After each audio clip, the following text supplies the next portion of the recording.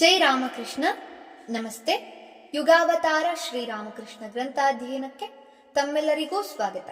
ಸಂಚಿಕೆ 111, ಅಧ್ಯಾಯ 65, ಕಾಮಾರಪುಕುರದೆಡೆಗೆ. ಶ್ರೀರಾಮಕೃಷ್ಣರಿಗಂಟಿದ ಆಮಶಂಕೆ ರೋಗ ಸುಮಾರು 6 ತಿಂಗಳ ಕಾಲ ಚೆನ್ನಾಗಿ ಕಾಡಿ ಕಡೆಗೆ ಬಿಟ್ಟು ಹೋಯಿತು.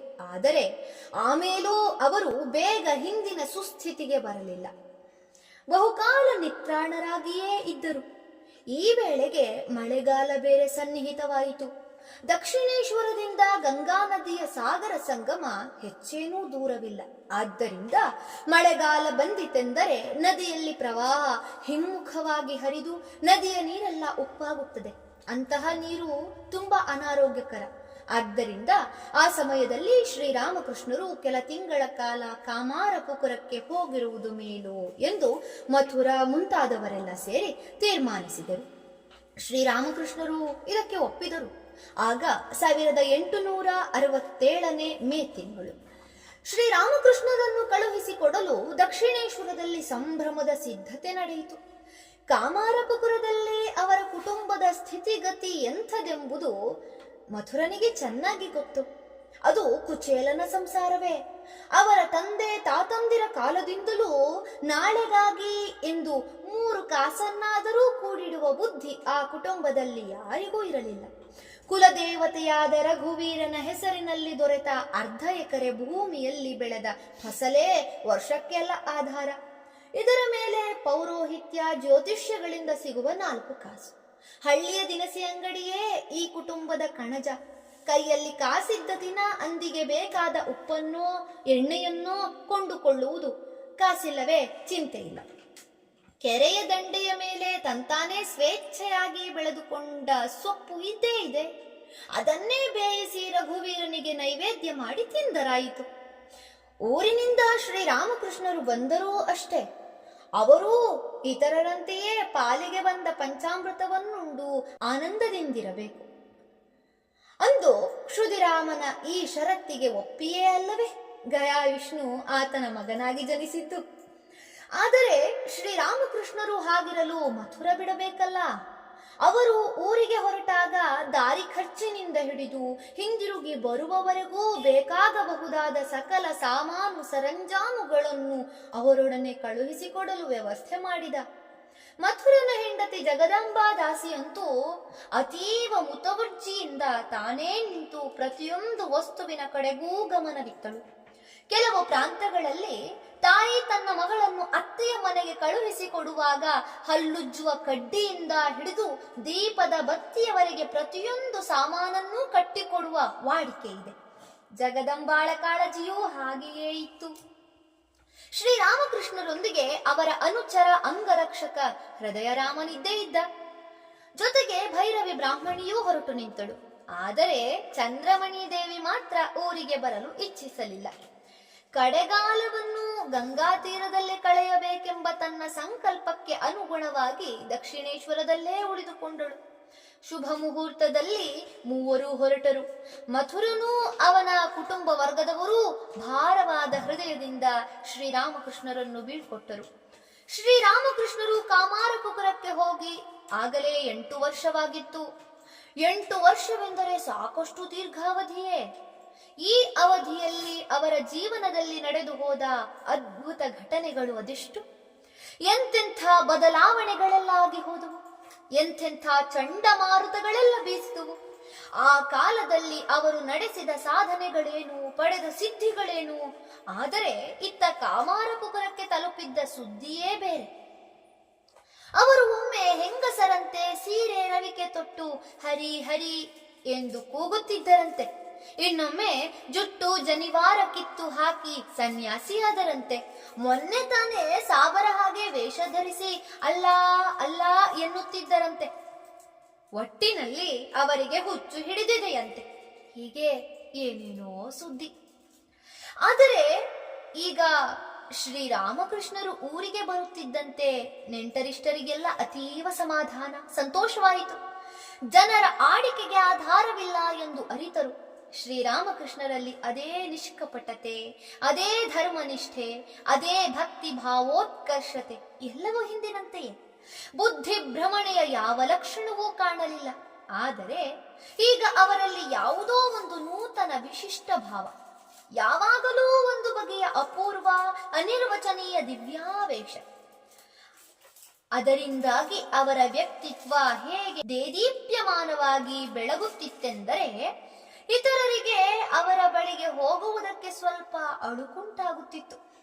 ಇನ್ನು ಸಾಂಸಾರಿಕ ವಿಷಯವಾಗಿ ಅವರು ತಾವಾಗಿಯೇ ಕೇಳಿದ ಹೊರತು ಅವರೊಂದಿಗೆ ಮಾತನಾಡಲು ಮನೆಯವರಿಗೂ ಸಾಧ್ಯವಿಲ್ಲ. ಆದರೆ ಅವರ ಸಾನ್ನಿಧ್ಯದಲ್ಲಿರುವವರೆಗೂ ಇತರರಿಗೆ ತಮ್ಮ ಮನಸ್ಸಿನಿಂದ ಸಕಲ ಕ್ಲೇಶ ಕಲ್ಮಶಗಳೂ ಮಾಯವಾಗಿ ಆನಂದ ಶಾಂತಿಗಳ ಸ್ಥಿರ ಪ್ರವಾಹವೊಂದು ಆಂತರ್ಯದಲ್ಲಿ ಹರಿಯುತ್ತಿರುವ ಅನುಭವವಾಗುತ್ತಿತ್ತು. ಆದ್ದರಿಂದ ಅವರಿಂದ ಸ್ವಲ್ಪ ಹೊತ್ತು ದೂರವಾದರೂ ಸಾಕು, ಪುನಃ ಯಾವಾಗ ಅವರ ಸಮೀಪಕ್ಕೆ ಹೋದೆವೋ ಎಂಬ ಕಾತರತೆ.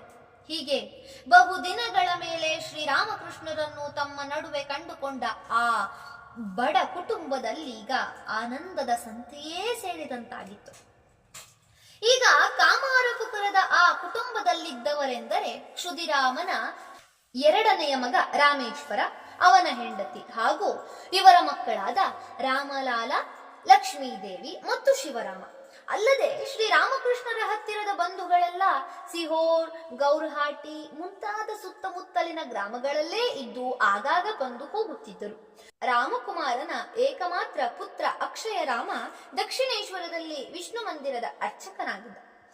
ಬಹುಕಾಲದ ಮೇಲೆ ಮನೆಯ ಕಿರಿಯ ಮಗ ಮನೆಗೆ ಬಂದಿರುವ ಈ ಸಮಯದಲ್ಲಿ ಸೊಸೆಯೂ ಇರುವಂತಾದರೆ ಅದೆಷ್ಟು ಚೆನ್ನ!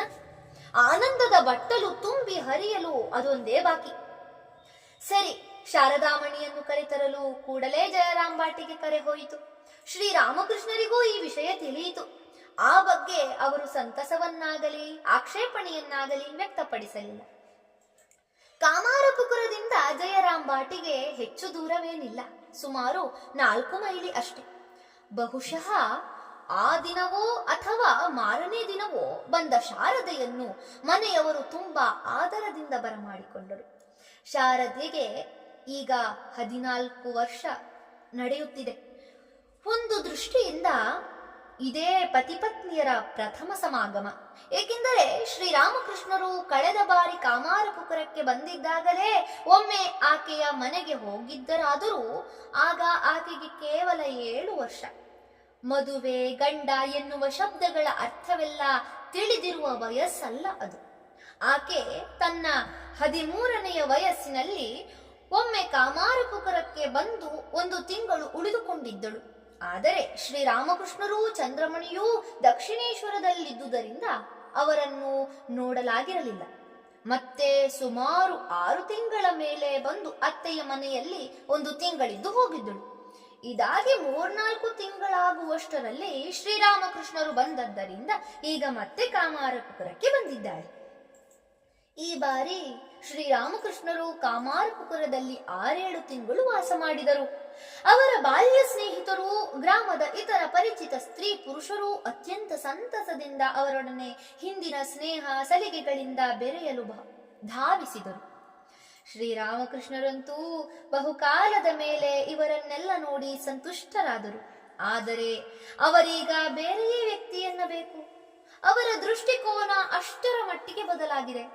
ವಯೋವೃದ್ಧನೂ ಜ್ಞಾನವೃದ್ಧನೂ ಆದ ವ್ಯಕ್ತಿಯೊಬ್ಬ ಪುಟ್ಟ ಮಕ್ಕಳೊಂದಿಗೆ ಬೆರೆತು ಆಟವಾಡಿ ಆನಂದಿಸುವಂತೆ ಶ್ರೀರಾಮಕೃಷ್ಣರು ಹಳ್ಳಿಯ ಆ ಮುಗ್ಧ ಜನರೊಂದಿಗೆ ಬೆರೆತು ಆನಂದಿಸಿದರು. ಆದರೆ ಇಹಜೀವನದ ನಶ್ವರತೆಯನ್ನು ಮನಗಾಣುವಂತೆ ಮತ್ತು ಸಂಸಾರದಲ್ಲಿದ್ದೂ ಕ್ರಮೇಣ ಆತ್ಮ ಸಂಯಮವನ್ನು ರೂಢಿಸಿಕೊಂಡು ಭಗವಂತನಲ್ಲಿ ಶರಣಾಗುವಂತೆ ಅವರು ಆ ಹಳ್ಳಿಯ ಜನರಿಗೆ ತಿಳುವಳಿಕೆ ನೀಡುತ್ತಿದ್ದರು.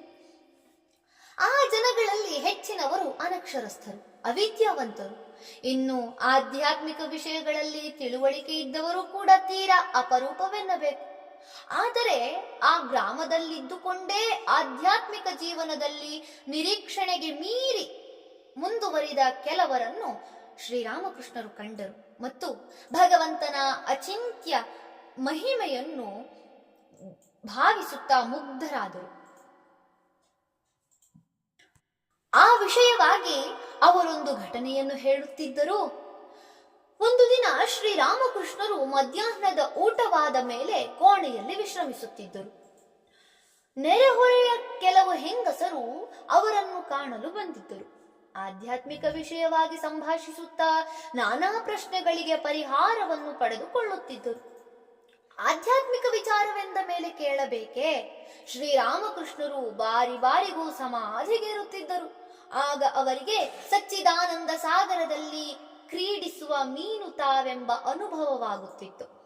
ಹೀಗೆ ಒಂದು ಸಂದರ್ಭದಲ್ಲಿ ಅವರು ಆನಂದಿತರಾಗಿ ಸಮಾಧಿ ಸ್ಥಿತಿಗೇರಿದರು. ಆದರೆ ಶ್ರೀರಾಮಕೃಷ್ಣರ ಆ ಸ್ಥಿತಿಯನ್ನು ನೋಡಿ ತಮಗೆ ಅಭ್ಯಾಸವಾಗಿ ಹೋಗಿದ್ದರಿಂದಲೋ ಏನೋ ಅಲ್ಲಿದ್ದ ಹೆಂಗಸರು ಸ್ವಲ್ಪವೂ ಲಕ್ಷಿಸದೆ ತಮಗೆ ತೋರಿದಂತೆ ಮಾತನಾಡುತ್ತಾ ಗಲಭೆಯರ್ಪಿಸಿದರು. ಆಗ ಅವರಲ್ಲೊಬ್ಬಳು ಮಾತ್ರ, ಸುಮ್ಮನಿರಿ, ಠಾಕೂರರು ಈಗ ಒಂದು ಮೀನಿನಂತೆ ಸಚ್ಚಿದಾನಂದ ಸಾಗರದಲ್ಲಿ ಈಜಾಡುತ್ತಿದ್ದಾರೆ. ನಾವು ಗಲಾಟೆ ಮಾಡಿದರೆ ಅವರ ಆನಂದಕ್ಕೆ ಅಡಚಣೆಯುಂಟಾಗುತ್ತದೆ ಎನ್ನುತ್ತಾ ಇತರರನ್ನು ಸುಮ್ಮನಾಗಿಸಿದಳು. ಅವಳ ಮಾತಿನಲ್ಲಿ ಯಾರಿಗೂ ನಂಬಿಕೆ ಬರಲಿಲ್ಲ. ಆದರೂ ತತ್ಕಾಲಕ್ಕೆ ಸುಮ್ಮನಾದರು. ಶ್ರೀರಾಮಕೃಷ್ಣರು ಪ್ರಕೃತಿಸ್ಥರಾದ ಮೇಲೆ ಕೆಲವು ಹೆಂಗಸರು ಕೇಳಿದರು, ಈಕೆ ಈ ವಿಷಯವಾಗಿ ಹೀಗೆಂದಳು, ಅದು ನಿಜವೇ ಎಂದು. ಆಗ ಅವರು ವಿಸ್ಮಯ ಭರಿತರಾಗಿ, ಅವಳು ಹೇಳಿದ್ದು ಸಂಪೂರ್ಣ ಸತ್ಯ, ಆದರೆ ಏನು ಆಶ್ಚರ್ಯ, ಆ ವಿಷಯವನ್ನು ಅವಳು ಹೇಗೆ ಅರಿತುಕೊಂಡಳು ಎಂದು ಉದ್ಗರಿಸಿದರು. ಆದರೂ ಕಾಮಾರಪುರದ ಜನಜೀವನವೀಗ ಶ್ರೀರಾಮಕೃಷ್ಣರಿಗೆ ಏನೋ ಒಂದು ರೀತಿಯಲ್ಲಿ ಹೊಸತಾಗಿ ಸ್ವಲ್ಪ ತಮಾಷೆಯಾಗಿ ತೋರುತ್ತಿತ್ತು. ಬಹಳ ವರ್ಷ ಪರದೇಶವೊಂದರಲ್ಲಿ ಇದ್ದು ಸ್ವಸ್ಥಳಕ್ಕೆ ಹಿಂದಿರುಗಿದವನಿಗೆ ಎಲ್ಲ ವಿಷಯಗಳು, ವ್ಯಕ್ತಿಗಳು ಹೊಸದಾಗಿ ತೋರುವುದಿಲ್ಲವೇ? ಹಾಗೆ. ಧನ್ಯವಾದಗಳು. ಇಂದಿಗೆ ಅಧ್ಯಾಯ 65 ಸಂಪೂರ್ಣವಾಯಿತು. ಮುಂದಿನ ಸಂಚಿಕೆಯಲ್ಲಿ ಹೊಸ ಅಧ್ಯಾಯವನ್ನ ಪ್ರಾರಂಭಿಸೋಣ. ಓಂ ಶಾಂತಿ ಶಾಂತಿ ಶಾಂತಿ. ಹರಿ ಓಂ ತತ್ಸತ್. ಶ್ರೀರಾಮಕೃಷ್ಣಾರ್ಪಣಮಸ್ತು. ಸರ್ವೇ ಜನ ಸುಖಿನೋ ಭವಂತು. ಜೈ ಶ್ರೀಮಾತಾ.